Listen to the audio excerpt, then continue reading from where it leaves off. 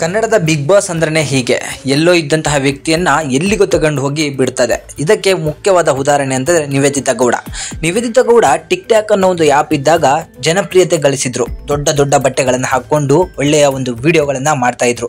ಇದಕ್ಕೆ ಕನ್ನಡದ big boss ಅಥವಾ ಕಲರ್ಸ್ ಕನ್ನಡದಲ್ಲಿ ಏನ್ ಬಿಗ್ ಬಾಸ್ ಬರ್ತಿತ್ತೋ ಇವರನ್ನ ಸೆಲೆಕ್ಟ್ ಮಾಡ್ಕೊಳ್ಳುತ್ತೆ. ಬಿಗ್ ಬಾಸ್ ಅಲ್ಲಿ ಚಂದನ್ ಶೆಟ್ಟಿ ಅವರು ಇದ್ದಂತಹ ಸೀಸನ್ ಅಲ್ಲಿ ನಿವೇದಿತಾ ಗೌಡ ಕೂಡ ಬರ್ತಾರೆ. ನಿವೇದಿತಾ ಗೌಡ ಅವರನ್ನ ಚಂದನ್ ಶೆಟ್ಟಿ ಅವರು ಬಿಗ್ ಬಾಸ್ ವಿನ್ ಆದ ನಂತರ ಹೊರಗಡೆ ಬಂದು ದಸರಾದ ಒಂದು ಈವೆಂಟ್ ನಲ್ಲಿ ಪ್ರಪೋಸ್ ಮಾಡಿ ಅವರನ್ನ ಮದುವೆ ಕೂಡ ಆಗ್ತಾರೆ. ಸೊ ಇಬ್ರು ಕೂಡ ತುಂಬಾ ಚೆನ್ನಾಗಿ ಜೀವನವನ್ನ ನಡೆಸ್ಕೊಂಡು ಹೋಗ್ತಿರ್ತಾರೆ. ಒಟ್ಟೊಟ್ಟಿಗೆ ಹಲವಾರು ರೀತಿಯಾದಂತಹ ಹಾಟ್ ಆದಂತಹ ಒಂದು ವಿಡಿಯೋಗಳನ್ನ ಅಪ್ಲೋಡ್ ಮಾಡಿ ತಮ್ಮ ಇನ್ಸ್ಟಾಗ್ರಾಮ್ ಖಾತೆಯಲ್ಲಿ ಕೂಡ ಹಾಕೋತಿರ್ತಾರೆ. ಇದಕ್ಕೆ ಹಲವಾರು ಜನ ಕಮೆಂಟ್ಗಳನ್ನು ಕೂಡ ಮಾಡ್ತಾ ಇರ್ತಾರೆ. ಹೀಗೆ ಈ ಜೋಡಿ ಹಲವಾರು ರಿಯಾಲಿಟಿ ಶೋಗಳನ್ನು ಕೂಡ ಮಾಡಿಕೊಂಡು ಚೆನ್ನಾಗಿರ್ಬೇಕಾದ್ರೆ ಇದ್ದಕ್ಕಿದ್ದ ಹಾಗೆ ಇವರಿಬ್ಬರ ಮಧ್ಯೆ ಒಂದು ಬಿರುಕು ಮೂಡಿ ಇಬ್ರು ಡಿವೋರ್ಸ್ಗೆ ಒಂದು ಅರ್ಜಿಯನ್ನ ಸಲ್ಲಿಸ್ತಾರೆ. ಇದಕ್ಕಿದ್ದ ಹಾಗೆ ಎಲ್ಲ ನ್ಯೂಸ್ಗಳಲ್ಲೂ ಕೂಡ ಚಂದನ್ ಶೆಟ್ಟಿ ಹಾಗೂ ನಿವೇದಿತಾ ಗೌಡ ಇಬ್ರು ಕೂಡ ಡಿವೋರ್ಸ್ ಆದ್ರು ಅನ್ನೋ ಒಂದು ನ್ಯೂಸ್ ಕೂಡ ಹರಿದಾಡುತ್ತೆ. ಸೊ ಡಿವೋರ್ಸ್ ಆಗಿ ಇಬ್ರು ಕೂಡ ಒಂದು ಪ್ರೆಸ್ ಮೀಟ್ ಅನ್ನ ಮಾಡಿಬಿಟ್ಟು ಒಬ್ಬರು ಗೌರವ ಕೊಟ್ಕೊಂಡೆ ನಾವು ಡಿವೋರ್ಸ್ ಮಾಡ್ಕೊಂಡಿದೀವಿ ಅಂತ ಹೇಳಿ ಹೊರಗಡೆ ಬರ್ತಾರೆ. ಸೊ ಹೊರಗಡೆ ಬಂದಾದ ನಂತರ ನಿವೇದಿತಾ ಗೌಡ ಸಂಪೂರ್ಣವಾಗಿ ಚೇಂಜ್ ಆಗ್ಬಿಡ್ತಾರೆ. ಸೊ ಕೇವಲ 2 ಪೀಸಸ್ ಡ್ರೆಸ್ಗಳನ್ನು ಹಾಕೊಂಡು ಹಲವಾರು ರೀತಿಯಾದಂತಹ ವಿಡಿಯೋಗಳನ್ನ ಅಪ್ಲೋಡ್ ಮಾಡಲಿಕ್ಕೆ ಶುರು ಮಾಡ್ತಾರೆ. ಇದರಿಂದ ಮಿಲಿಯನ್ ಗಟ್ಟಲೆ ಫಾಲೋವರ್ಸ್ಗಳನ್ನು ಕೂಡ ನಿವೇದಿತಾ ಗೌಡ ಅವರು ಪಡ್ಕೋತಾರೆ. ಸೊ ಹೀಗೆ ಮುಂದುವರೆದ ನಂತರ ಇನ್ನೇನು ಹೊಸ ವರ್ಷ ಶುರು ಆದಾಗ ನಿವೇದಿತಾ ಗೌಡ ಸಿಕ್ಕಾಪಟ್ಟೆ ಫ್ರೀಡಮ್ ತಗೊಳ್ಬಿಡ್ತಾರೆ. ಸೊ ಯಾವ ಥರ ಬಟ್ಟೆ ಹಾಕೋತಾರೆ ಅಂದರೆ ಮೈ ಮೇಲೆ ಬಟ್ಟೆನೇ ಇರೋದಿಲ್ಲ, ಆ ಥರ ಬಟ್ಟೆಗಳನ್ನ ಹಾಕ್ಕೊಳ್ತಾರೆ.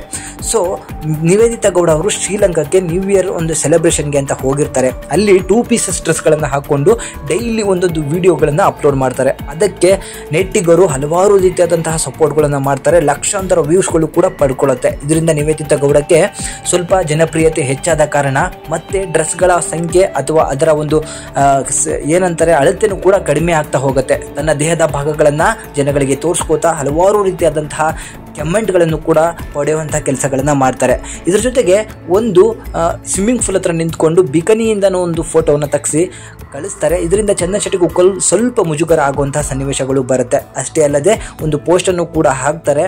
ಈಗ ತಂದಿದ್ದಂತಹ 200 ಜೊತೆ ಡ್ರೆಸ್ಸನ್ನು ನಾನು 30 ದಿನದಲ್ಲಿ ಮುಗಿಸಿದ್ದೀನಿ, ಮುಂದೆ ಹಾಕೊಳ್ಳೋಕ್ಕೆ ನನ್ನ ಹತ್ರ ಈಗ ಬಟ್ಟೆ ಇಲ್ಲ ಅನ್ನೋ ಒಂದು ಕಮೆಂಟು ಕೂಡ ಹಾಕ್ತಾರೆ. ಇದಕ್ಕೆ ಅಶ್ಲೀಲವಾದಂತಹ ಕಮೆಂಟ್ಗಳನ್ನು ನೆಟ್ಟಿಗರು ಕೂಡ ಕಳಿಸ್ತಿದ್ದಾರೆ. ನಿವೇದಿತಾ ಗೌಡ ಹೀಗೆ ಕನ್ನಡದ ಒಂದು ಸಂಸ್ಕೃತಿಯನ್ನು ಹಾಳು ಮಾಡ್ತಿದ್ದಾರೆ ಅಂತಲೂ ಕೂಡ ಹಲವಾರು ಜನ ಮಾತಾಡ್ಕೊತಿದ್ದಾರೆ.